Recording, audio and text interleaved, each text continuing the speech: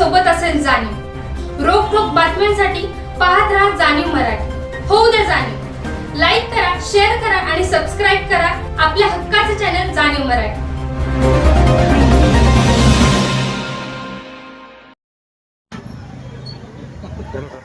जाऊ दे तोंडाला इकडे इकडे सर ओके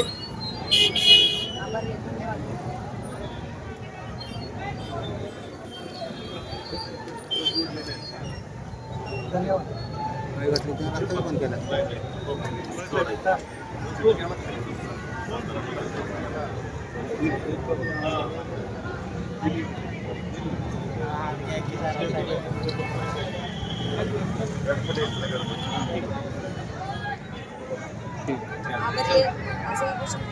आशा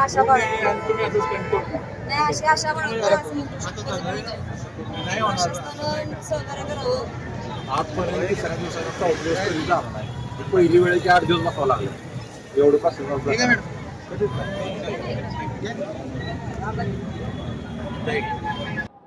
आज आंदोलनाचा 8वा दिवस होता आणि आम्ही कालच RDC साहेबांशी बैठक झाली होती. संध्याकाळी पॉझिटिव्हली बैठक झाली होती आणि आम्ही त्यांना डेडलाईन दिली होती की 12 वाजेपर्यंत आम्हाला सर्व विभागांची आम्हाला अपेक्षित असणारी पत्र आमच्या पद्धतीनं हवेत.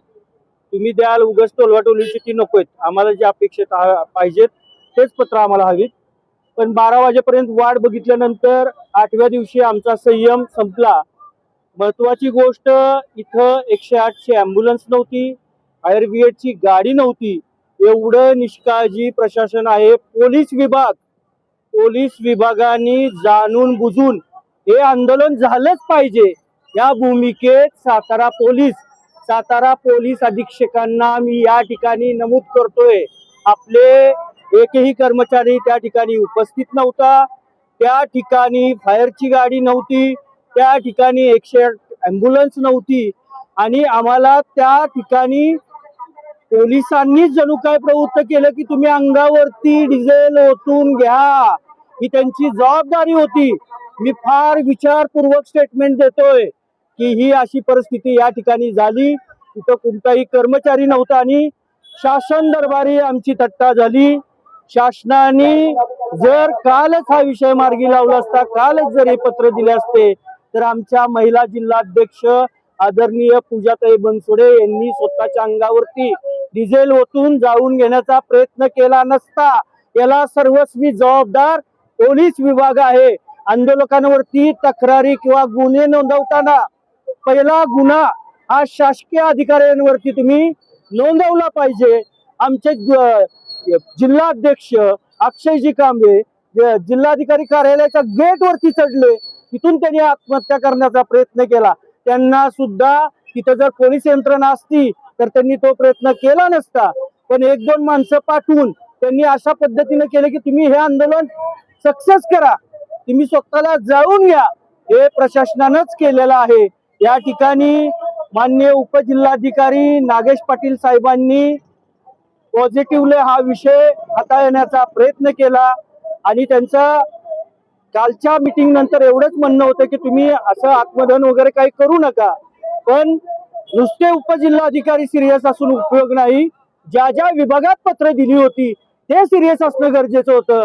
त्यांनी आंदोलकांची थट्टा केली आणि म्हणून आंदोलकांनी दाखवलं करून की आम्ही नुसतं बोलत नाही, आम्ही करू पण शकतो. जर समाजाला न्याय नाही भेटायला तर आम्ही आमचा जीव सुद्धा देऊ शकतो. हे माझ्या सातारा रिपब्लिकन सेनेचे जिल्हाध्यक्ष आणि माझी महिला जिल्हाध्यक्ष यांनी स्वतःची जीवाची पर्वा नाही केली. आज स्वतःचा जीव द्यायची पण त्यांनी तयारी समाजासाठी दाखवली. आम्हाला खऱ्या अर्थी त्यांचा खरंच अभिमान आहे की असे पदाधिकारी माझ्या पश्चिम महाराष्ट्राचा मी जिल्हा अध्यक्ष असताना मला असे जिल्हाध्यक्ष लाभल्यात 2 की जे समाजासाठी स्वतःचा जीव पण देऊ शकतात. आणि प्रशासनाने आता दखल घ्यावी, परत आम्हाला हलक्यात घ्यायचं नाही. ज्या मागण्या असतील, जे आंदोलन असतील त्याला योग्य तो न्याय द्यायची जबाबदारी तुमची आहे. नाहीतर ह्याही पेक्षा तीव्र आंदोलन आम्ही करू.